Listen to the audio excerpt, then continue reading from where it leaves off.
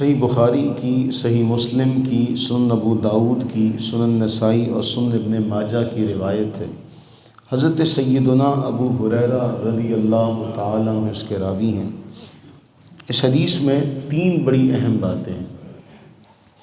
سب سے ایک اہم جملہ، کیونکہ کل ہم نے حدیث پڑھی تھی کہ مسلمان رشتہ اخوت میں، یعنی بھائی کے رشتے میں اللہ تعالیٰ نے ان کو پرو دیا ہے یا باندھ دیا۔ اب جب یہ بھائی ہیں تو پھر ایک دوسرے کے ساتھ ان کا تعلق بھی ہے، ایک دوسرے کے ساتھ تبادلہ مال کا، کھانے کا، تحفے تحائف کا، سب چیزیں ان کے درمیان چلتی ہیں۔ ایک جملہ رسول اللہ صلی اللہ علی حبیبہ دائماً ابدا وبارک وسلم کا بہت اہم، فرمایا وَمَن لَّمْ يُجِبِ الدَّعْوَةَ فَقَدْ عَصَى اللَّهَ وَرَسُولَهُ، جس نے کسی اپنے بھائی کی دعوت قبول نہ کی، اپنے کسی بھائی کی دعوت قبول کرنے سے انکار کر دیا، تو اس نے اللہ تعالی جل وعلا اور رسول اللہ کی نافرمانی کی۔ جس نے اپنے بھائی کی دعوت قبول کرنے سے انکار کیا، اس نے اللہ اور اس کے رسول کی کیا کی؟ نافرمانی کی۔ ایک بڑا اہم جملہ حدیث کا۔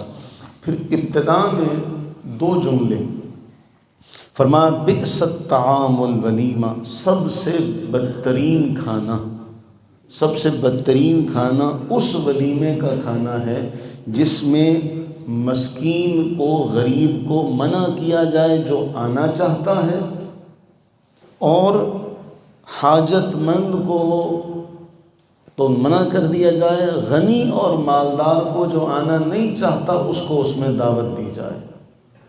فرمایا بئس الطعام، یہ سب سے بدترین کھانا ہے جس سے حاجت مند کو تو روکا جائے اور مالدار کو بلا لیا جائے۔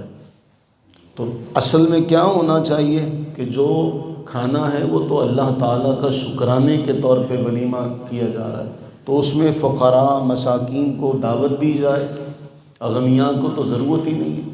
اس لیے اللہ کے نبی سرور عالم صلی اللہ علیہ وسلم نے فرمایا بدترین اس لیے ہے کہ جس کو بلانا چاہیے اس کو بلایا نہیں جا رہا، اور جس کو بلایا جا رہا ہے اس کو کوئی حاجت نہیں ہے۔ اور پھر ایک اور جملہ سنن ابو داود کی روایت ہے، حضرت اکرمہ رضی اللہ تعالیٰ عنہ اس کو روایت کیا، اور حضرت عبداللہ ابن عباس نے بھی اسے بیان کیا رضی اللہ تعالیٰ عنہ۔ فرمایا کہ نبی صلی اللہ علیہ وسلم نے منع فرمایا ایسے کھانے سے جو کھانا ایک دوسرے کے اوپر برتری حاصل کرنے کے لیے، تفاخر کے لیے، فخر کے لیے بنایا جائے، ایسے کھانا کھانے کو نبی سرور عالم صلی اللہ علیہ وسلم نے منع فرمایا۔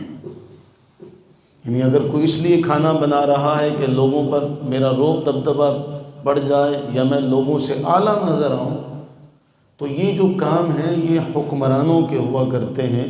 جس طرح سے وہ یہ 1 ڈش کا جو حکم انہوں نے جاری کیا، اگر اس پر مزید سختی کی جائے اور اس پر عمل درآمد کروایا جائے تو پھر یہ معاملہ بھی ختم ہو جائے گا کہ جو امراء کام کرتے ہیں، امراء مالدار، ان کے کام کرنے سے کیا ہوتا ہے، جو بیچارے ان کی مجلس میں جاتے ہیں، ان کی دعوت پر جاتے ہیں، تو بچے چونکہ چھوٹے ذہن کے مالک ہوتے ہیں، ان کا فہم و شعور اتنا نہیں ہوتا، تو وہ آ کر پھر ضد کرتے ہیں۔ انسان جب دیکھتا ہے، بچہ جب دیکھتا ہے ارد گرد کے ماحول کو، تو وہ آ کر پھر اپنے والدین سے بھی وہی خواہش کرتا ہے، جی فلاں نے ایسے کیا تھا میں نے بھی ایسے کرنا، فلاں نے ایسے کیا تھا میں نے بھی ایسے کرنا۔ تو یہ ارباب اقتدار کی ذمہ داری ہے۔ فرمایا نہا ان طعام المتباری بین ان یؤکل، کہ بطور تفاخر ایک دوسرے سے بڑھ چڑھ کر کھانا پکانے والوں کو کھانا نہ کھایا جائے۔